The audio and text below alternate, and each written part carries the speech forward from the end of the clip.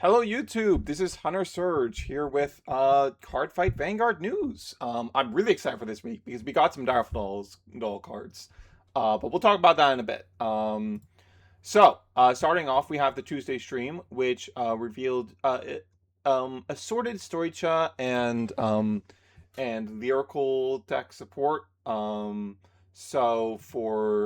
first up, we have Barracuda support. Grade 2 is during your turn when this card is discard from your deck or discard from hand by the effect of your magic in the order zone, and you have a grade 2 record or Barracuda Vanguard. If you don't have a rare with the same name, you can call it to rear. If called, you put it into soul at the end of the turn. And it also has boost if you have a Barracuda Vanguard. So this is pretty nice because it turns the discard draw magic into more real card advantage because you can do this. It's a nice booster too. So it's not like getting in the way of like your actual attackers. And in addition to that, you get to do stuff like, oh, I use Philanderer. I will dump this grade 2 off of Philanderer, and I'll get a body, which is really good. That's really strong stuff. I like this card quite a lot. This seems like a pretty significant boost to Barracuda. I like it a lot. Then we have Nanoclear support. I need to actually pull up the order for this. All right. So this grade 2 is if your world is Stray Garden, the cost of this effect is reduced by Counterblast 1, which effectively means that that if you're on grade 3 or greater, the Soul Blast 1, sorry. And it's when it's placed on rearguard from deck or hand, so not when it's revived from drop by the order. If you have a Paradise Vanguard, you get to Soul Blast 1, look top 7, and reveal and add up to 1 either Nanoclear or the order to your hand, which is pretty good. And then it can shove itself into Soul, and for this turn, you get to use both effects of your order. So the order, of course, lets you revive a Paradise from the drop, but it has another mode where you give something that stands this turn crit +1 when it restands, as well as power +5k. That's pretty important to your offenses, right? So this being able to give you that you go in on both modes while also helping you dig for the order is pretty good. This is pretty solid. I think it would be much better as a grade 1 because then like you could use it as like a relevant body. But this is still pretty solid. Then we have Kyrie support. Grade 2 to rare. When it's placed on rearguard outside of the battle phase, or when it's discarded to ride from ride deck and you have a Mermaid Vanguard, you Counterblast 1 or Energy Blast 3 and do one of the following. You search and reveal up to 1 Prism Pearl and Twinkle Powder. If you need a reminder, that is the set order that gives all Mermaid cards boost.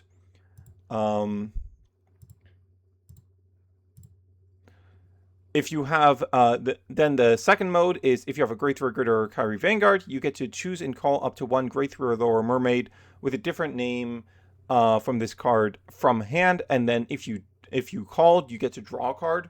So those are both pretty solid modes. And then continuous rare during your turn if your Vanguard is Mermaid and your opponent is grade 3 or greater. This unit gets power +5k. This card seems pretty solid. And yeah, this card just seems solid. Like it could see some fringe play in other Mermaid decks because if you want like the set order and like it has a power gain effect as well, which is pretty all right. That said, I don't think like the most so like the thing with that power gain effect is that it doesn't need to attack for that. So as a booster, it's going to be a 15k booster by you utilizing that set order, which is pretty good stuff. I don't think this is a card that the current other really prominent Mermaid deck, Chris Rain, would want. I really can't see this deck see Chris Rain wanting this card. But there are other Mermaid decks that this could end up slotting into. So it's like somewhat generic, but largely a Kyrie card, I would expect. Then another Kyrie support card, we have a grade 1. When your other rear in the same column as this unit is bounced to hand, and you have an Astasis Vanguard, you can chuck it into Soul and draw a card. Pretty alright. It's okay. And then for legendary vanguards, we have the Airmo Kai icon card. At the end of its battle, and if you have a Kai icon vanguard, you shove it into soul, draw a card, and that can be done in the early game as well, which is really nice. And if you have a grade 3 or greater Kai icon vanguard, and your opponent's vanguard is grade 3 or greater, you can bind it, and for this turn, your vanguard's original power becomes 18k. So 5k boost that you can get on your first grade 3 turn. If you're going second, to give you a bit more power on that Overlord push. And just like a Jeffrey, it's pretty solid. I wouldn't be super shocked if this didn't end up being a super mainstay, because like it's solid but not like mind blowing power wise, but it's still a pretty solid card. I don't think it's like it's definitely not as game changing to potential play patterns as Akane is. Pongal is also pretty game changing for what Alfred's 4 attacks are able to look like. But this card is still pretty solid. Then we have the Impauldio. Oh wait, it's Lyrical. I pulled up the wrong one. Oops, give me a second. Okay, here we are. We're in Lyrical. We have the Fantome Impauldio deck. So starting from the bottom. So we have a typical D starter doing typical D starter things. The grade 1 is a direct clone of Impaulio's original grade 1. So it's oh wait, no, that's not the right card. Where are you? Here it is. Yes. When it's wrote upon, when you write upon the grade 0, you get to reveal Impauldio from your Ride deck and get a System Code Exceed token in your order zone. This is the exact same. It's the same System Code Exceed that original Impauldio used. So like, if you hit in the early, every time you take damage, you get to put a card from your drop into your gauge. When you before, I think it's 4 or 5 gauge. Every time you take damage, if it's not a trigger, you get to give 5k to your Vanguard, so you're getting some guaranteed defensive value off your damage checks. And then you get that also when you check triggers, once you hit like 4 or 5 gauge. I don't remember the exact number on that. So moving on from that, we have the grade 2. Doesn't do anything on its initial turn, but when it's wrote upon by your grade 3 Impauldio, you get to choose a rearguard without an exceed net marker. You put an exceed net marker on it, and then you look at the top 7 cards of your deck, and then you activate all the following, shuffle the deck. After that, you can choose and add 1 automod gauge to your hand. So you choose and add up to 1 card to your automod gauge face up, and you choose and discard up to 1 Crimson Moon. So this is good filter. The ride line is still overall only +1, which is not fantastic. Let's talk about that marker real quick though. So the marker is, hey, what if we did Force again? Kind of. No, it's more. I liken it more to Love Your Choice, but it does have like further scaling. So if you have a Vanguard with Impauldio in its name, your unit on the rearguard circle with this marker gets all the following: continuous rear during your turn for every 2 of your automod gauge. It gets power plus 5k. And then at the end of your turn, if this unit has Exceed Dance in its name, you can Energy Blast 2 to bounce it. So those are some pretty nice effects. The marker is pretty solid. You can probably let's say we take 2 damage in the early game. The grade 2 doesn't actually accelerate your gauge, similarly to the grade 2 from the original Impauldio ride line. Yeah, you're probably looking at 3, because you'll also get a gauge from the grade 3, which is not fantastic. If you take 3 damage in the early game, you can get to 4 on your first grade 3 turn. And that's pretty likely if you go second, but not as likely if you go first. I don't know. So there's a decent shot it's only going to be +5 on your first grade 3 turn. Then we have the Vanguard, Impauldio Fantome. So, act once per turn, you can CB1, choose 1 from your drop, you put into your automod gauge face up, and then you choose one of your rears without one of the markers, and you put the marker on it. And then Fantome skill, you act once per turn, cost bind any number of Crimson Moons with at least one from hand, soul, or drop, and you activate one of the following for each Crimson Moon.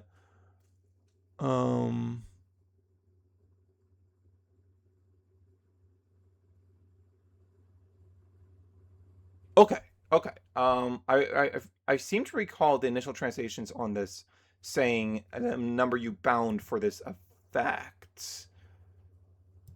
Okay, okay. It is for the number in your bind zone. That's good. That's really good. That's really important. So you activate one of the following for each Crimson Moon in your bind zone. The effects are first, during your turn, drive +1. Second, during your turn, this unit gets crit +1. Then third, till the end of your opponent's next turn, your rear in the center back row on an exceed net marker may attack and intercept. So this doesn't have like the blowout, like big turn potential of Impauldio, as we'll get into as we see the rears. So on your first activation, you're always going to be going for the back row attack effect. Now this is one of the problems with the deck. We can only put the markers on rears. And as we'll get into, there's really no way to give your Vanguard power, and they didn't give it like a squirrel type card, like a card that could attack from the center back row, or like a card that could like boost your Vanguard, and then after that boost could restand itself, so that it could also attack from the back row. And without that like means that your Vanguard is swinging for basically nothing, which makes the impact of the crit +1, drive +1 effects that you can get much lower. And you don't want to turbo to those anyways, because like you just stop being able to multi-attack when you run out of moons, right? Which is not the greatest thing in the world. I don't know.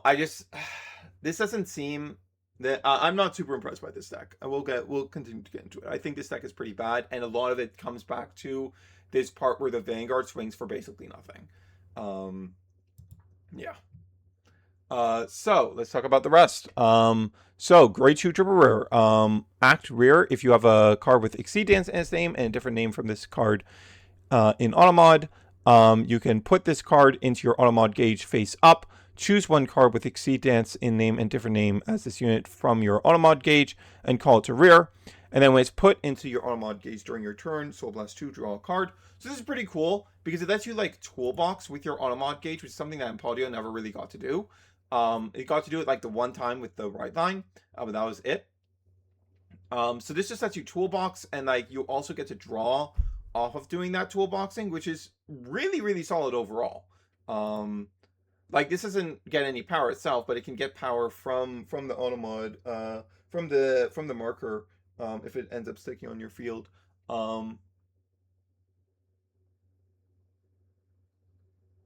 Yeah, it's pretty good. It's pretty solid. Yeah. And like it has these restrictions in such a way where like you can't actually accelerate your Automod gauge with it, which is like it is what it is. But like this card like reads like really, really good. I think this card's super solid.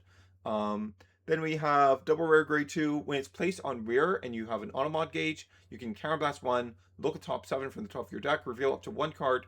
If it's an Exceed Dance in its name with grade equal to or lower than your Vanguard, you get to call it to rear. If it's a Crimson Moon, you get to add to your hand. Then you shuffle your deck, and if your Vanguard is grade 3 or greater, this unit gets power plus 5k. So that's a 15k on top of whatever power boost that's going to be getting from the marker, which is pretty solid. This is the card that really utilizes the bounce effect of the markers as well, because this has a pretty powerful on place. So that's pretty good. And then when it's placed on Guardian Circle and you have 2 or more Automod gauge, during this battle, this unit gets shield plus 5k, and if there are 4 or more, you can Soul Blast 1 to get another shield plus 5k. So it becomes a 15k shield, right? Which is pretty solid.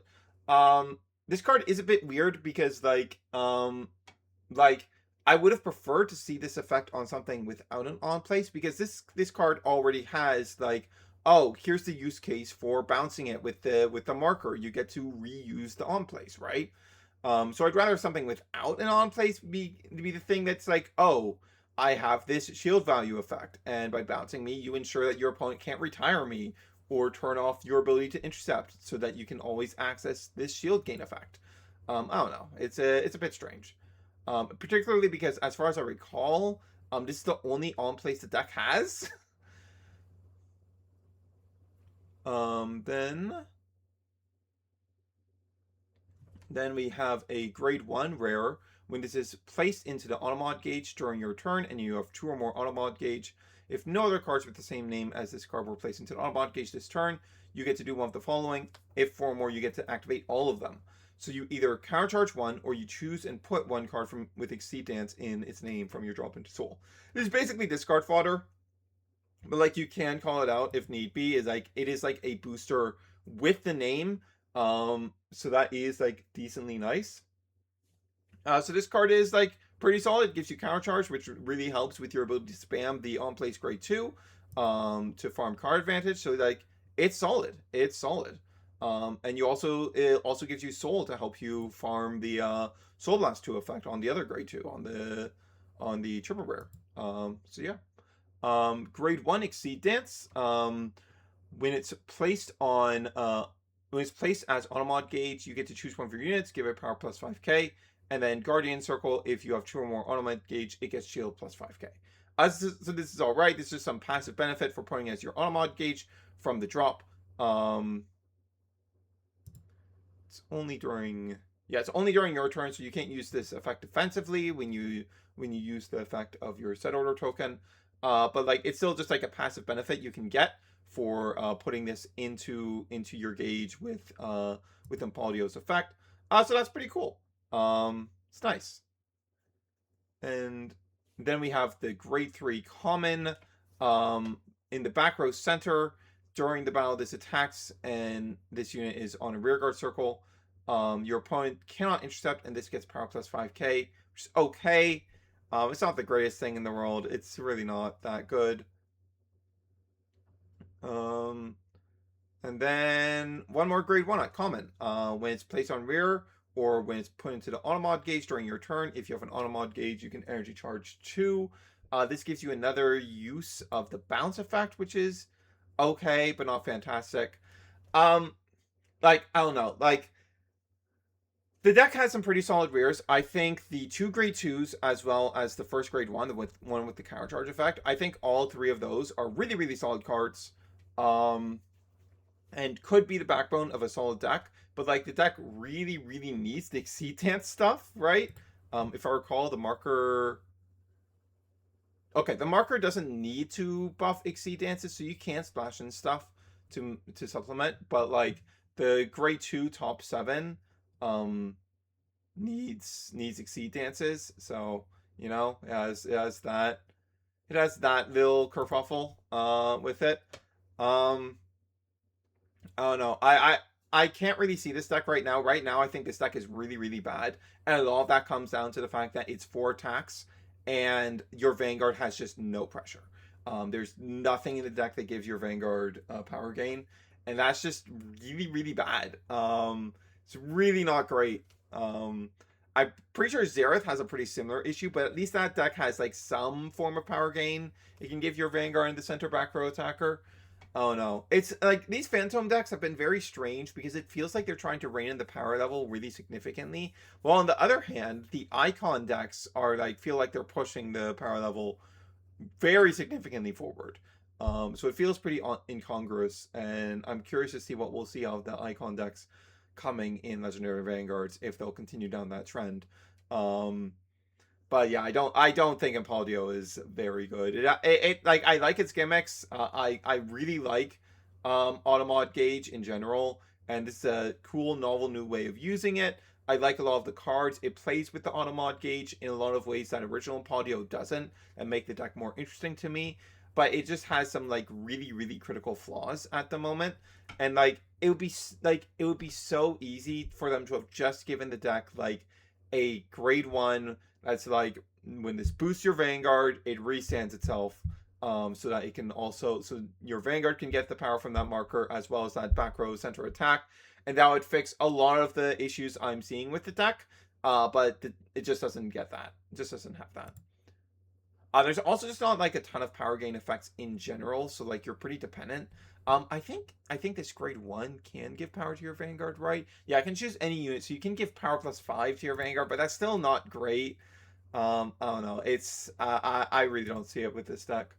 Let's talk about cards today. Let's talk about cards I do see it with. Let's talk about these fucking Direful Dolls. Holy shit. So grade 1, Direful Doll Conchetta. On Guardian, did Freedom Duo just forget to write out this effect? He put Continuous Guardian and did put the rest of the effect. Fine, I know what it is. It's when you have a Direful Doll Vanguard, it gets shield plus 5k. This is never going to bind, so it's never actually going to be the 15k shield type thing that Pelagia was. But it's still a pretty nice effect to have. And then in Soul or Drop, if you have a Great Red Greater Vanguard with Direful Doll in its name, counterblast 1, return this card to the bottom of your deck, then you choose and put up to 1 card with Direful Doll in its name from your drop into Soul. During this turn, all units with Direful Doll in its name from on your front row get power plus 5k, and then you cannot use Act with the same name for the rest of this turn. So this effect is incredibly strong. Plus 5k doesn't sound like a lot, but if you start going through the numbers that Direful Dolls make, that plus 5k is actually positioned well to make like every attack demand an extra card. Like, let's go through some very basic examples, right? I don't want to go through everything.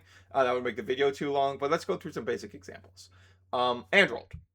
So unboosted non-persona Android. This will pump it to be an 18 swing, which means that they can no longer, if it's a 2-drive turn, they can no longer 2 to pass you with 1 card, unless it's a front specifically. And they, if it's triple drive, that sort of stuff becomes even riskier. They will still be able to,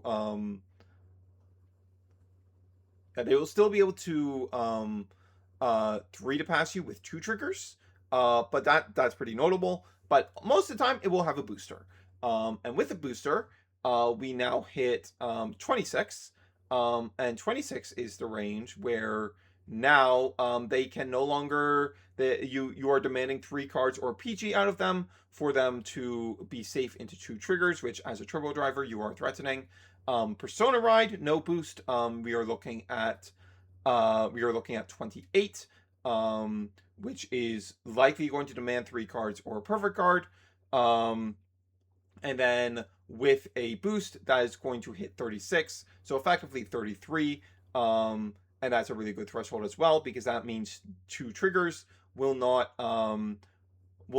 make them safe from even a 1 to pass. Another really easy example is Providenza. So on the Persona Ride turns, the Providenzas were typically 30, and you need to, and that was kind of an awkward number because that was something that could be guarded by a front, right? And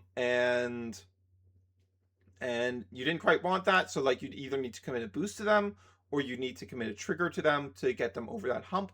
But now this card just does it on its own. They now hit 35 with no boost, no triggers on the Persona Ride turn, which means they are demanding 2 cards. It also lets us make much better numbers much easier with the going first turn 3 Providenza, because it'll be 15, 23 with a boost. We can potentially trigger, like we can go like Tarquinius or the new grade 2, as we'll get into, on first swing for 25, which is asking for 20k on their 10k Vanguard. And then we swing with we trigger then Consolata at that stage.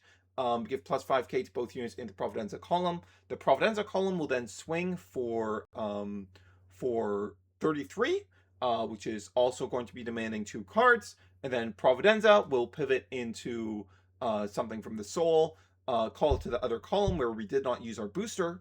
And that will be able to swing for like 33 baseline. Yeah, 33 baseline is I think what it looks like. It's like 20, 25 boost for 30. Yeah, 33 baseline. So those are good numbers. And we could potentially get it bigger if we have like a second Consolata behind the Providenza or something like that, right? So yeah, really, really good numbers. Really good numbers. Fixes a lot of numbers in the deck. It can get a lot of your post Providenza swings up to like up to new breakpoints of like 43, 48, 53.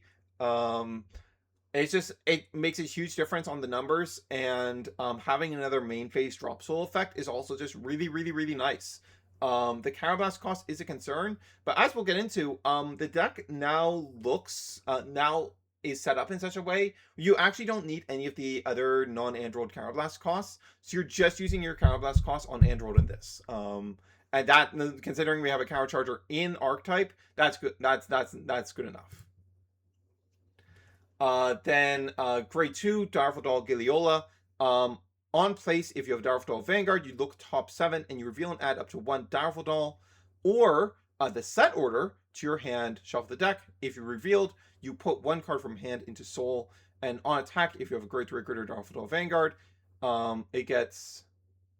Why did Freedom Duel write power plus 5,000? I was tripping out. I was like, have I been misreading this card the whole time? No, it's power plus 10,000. It's power plus 10k, and then at the end of the... Man, Freedom Duel is doing sloppy work lately. This does not go to soul. It binds itself. I see it right on the card. It's right there. Bindo. Kono yuto bindo su.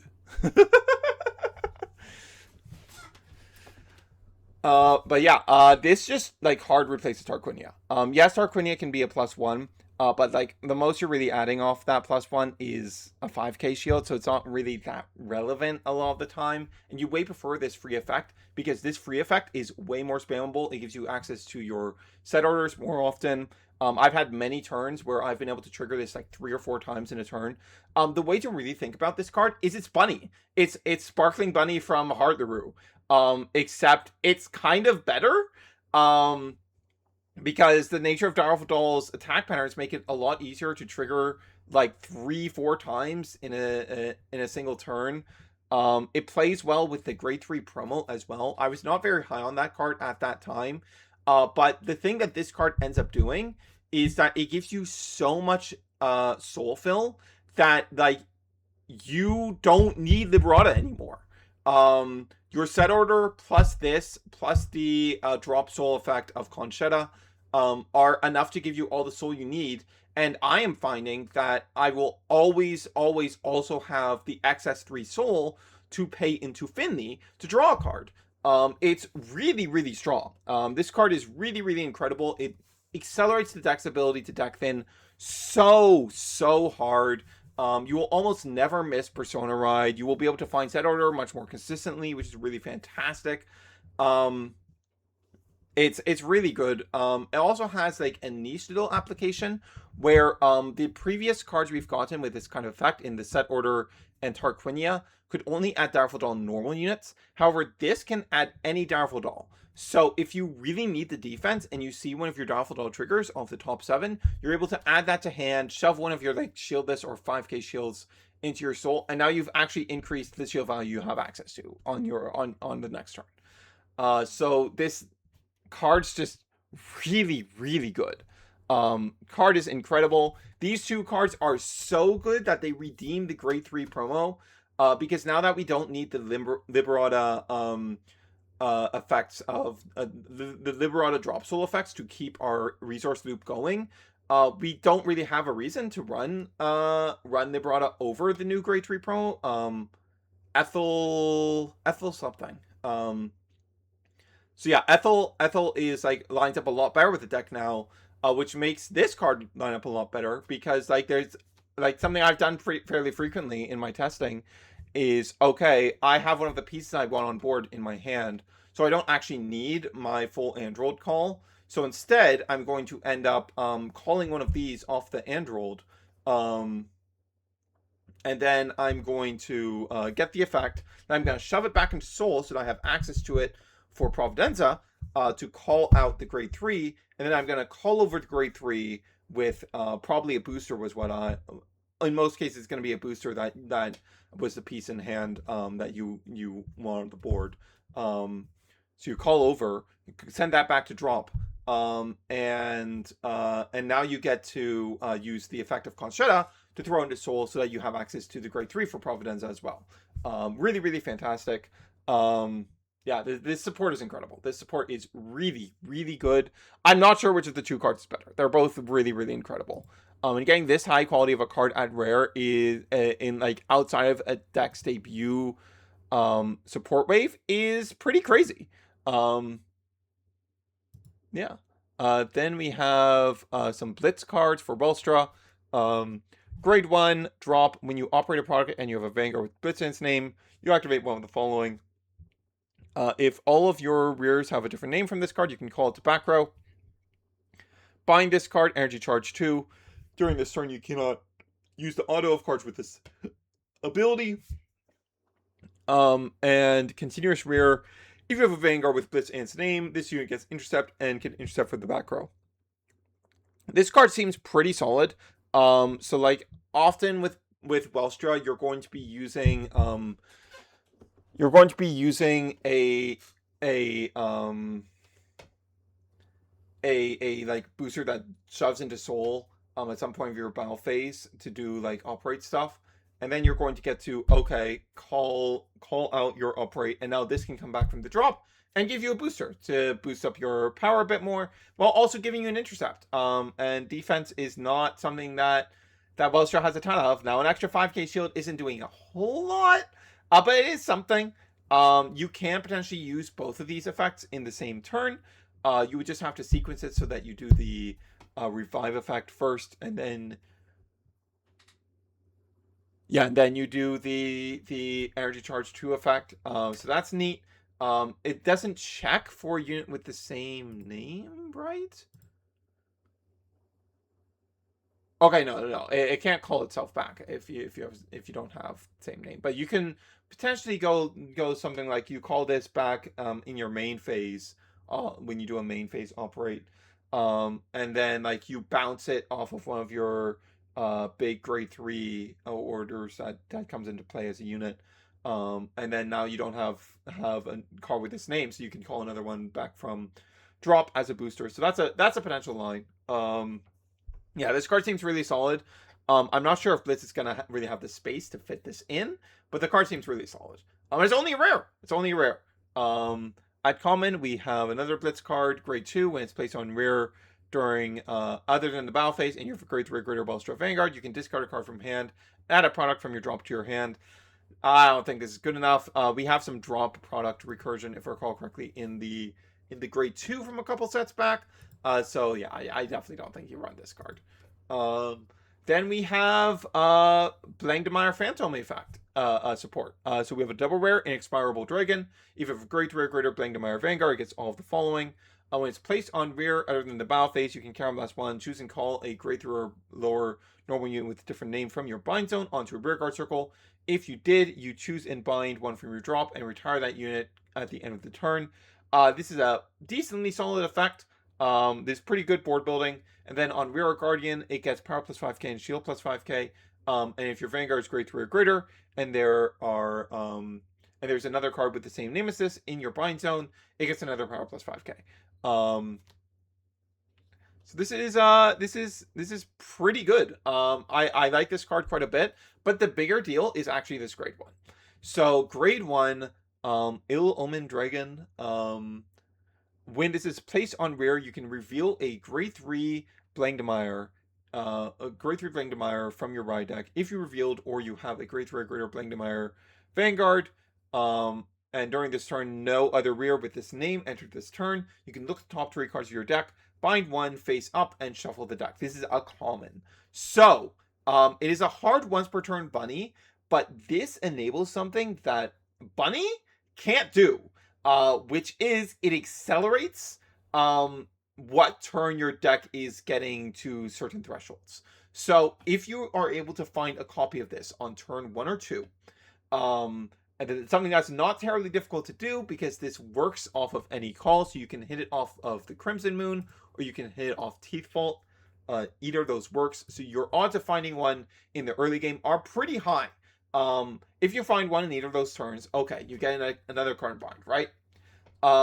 Then on turn 3, you can revive it with the Fantome skill and then do the same thing again on turn 4, right? What that results in is having 3 extra cards in bind. So like so like typically the cadence goes, we go 4 and the 2 Crimson Moons for 6 in bind, then we call one out for 5. That keeps it us our first threshold of 5 in bind. Then the next turn we bind another 6 to go to 11, call one out to keep us at 10. But the next threshold is 13. And if you resolve this on turn 1 or 2, and then again on turn 3, and then again on turn 4, that means that for the entirety of your turn 4, you're at the 13 bind threshold, which gives you an additional plus 5k to your front row. And getting that a whole turn early, while also getting to thin your deck by 3 cards, is really, really powerful. That's really strong. This card does like the grade 2 is a solid board builder. I think it'll probably make the cut. It's a solid enough card. This grade 1 changes how the deck plays. It changes what you are capable of on your turn 4. And that is a really, really big deal. I like this card a lot. Then we had Veleno support. Grade 2 double rare. When it is placed on rear during this turn, this unit gets front or rear at the end of your turn. If you have 5 or more Velenos, you can throw a Veleno rear into the soul, and you add a blitz from your drop to your hand. On attack, if you have a Lascaria Vanguard, if there's greater or greater Lascaria Vanguard, if there's a total of 4 more Velenos on your rear guard circle or in the drop, it gets power plus 5k. If 8 or more, it gets plus 15k instead. So plus 15k is a lot of power gain, especially in Veleno, where all of your units are also getting plus 5k. So when you hit that 8 threshold, which is not hard, like that's like what, like you have like a full board plus 4 Velenos and drop. That's not terribly difficult. That's not a super hard thing to achieve. This is going to be looking at like 43 for this column. Now the problem with that is that in doing so, you're giving up on one of your additional attacks, right? Because it's hogging a front row slot, but it might hit for enough power, and like be the ability to get back a blitz order for this cheap might just be good enough that's just like completely fine. You're fine being a 4 attack deck with like very, very high power. Like you can put this with the grade 2 booster, and that'll be like what, 30. That's like a 50k column, 60k on Persona Ride. It's a lot of power, and you're getting really good defensive value out of it too. Like this is a pretty good card. It gives you additional soul to play with, which is like important for some of your Veleno costs. This seems like really good, honestly. The more I was kind of down on this card at first when I first read it because of the multi-attack thing, but this is a really solid card. I don't think it's good enough to like save Veleno as a deck, but this is a really, really strong card for sure. Then we have new Letia Mates cards for Magnolia Fantome. So double rare. During your ride phase, when your grade 3 or greater Magnolia Vanguard is placed, and you don't have a rear with the same name, you can call this to rear. So that gives the deck a maple, which is very, very nice. Center back row rear. At the end of the battle, this boosts a Magnolia. You can throw it into Soul, where ideally you can Soul Blast it out again later. And then you get one of the following effects based on the grade of your Vanguard. If your Vanguard is grade 3, you get to energy charge 1. Choose one of your rear guards with Letia Mates in its name, and it gets power plus 5k. And if you're grade 4, which effectively means your opponent being grade 3 or greater, you energy charge 2 instead. Choose one of your rares with Letia Mates in its name, and during this turn, it gets power plus 10k. So this is really, really solid. You're getting some good power gain. Effectively an 18k booster that splits its power efficiently. That self-revives. Like, very, very good card. And then grade 1, when it's placed on Guardian Circle from hand, you get to counterbalance 1. Choose one of your Letia Mates Guardians with a different name from this unit. And during this turn, it gets auto when retired from Guardian Circle. Add this to your hand and give it shield plus 5k. So this is like a mini defensing roar. By the nature of being archetype locked, it can't be used with like a like front trigger or like or an over trigger or stuff like that, which were always defensing roar's best applications. But like this is still looking like at like a combined like 2-card 25k shield. If you just went for the bind 1 Crimson Moon, and we're looking at what 35k shield with this in the card that's bouncing. If you did the double bind. So that's pretty good. The counterblast cost, I don't remember what the counterblast economy in Lithium Mates quite looked like. But this card reads pretty good too. We've had a lot of really good and that's it for this week. We are seeing a lot of really good low rarity support cards this set, which is very, very nice to see. There are a number of support waves this set that were only 1 card as well, but that 1 card was just spent pretty efficiently. Most of the nations are done with their reveals. We just have some Keter stuff left. So like stuff like Velano and Nanoclear and Barracuda, they're not getting a 2nd card. But like it feels like we're using the slots a lot more efficiently, which is neat, which is cool. You love to see it. But with that said, that's going to be Hunter Surge signing off.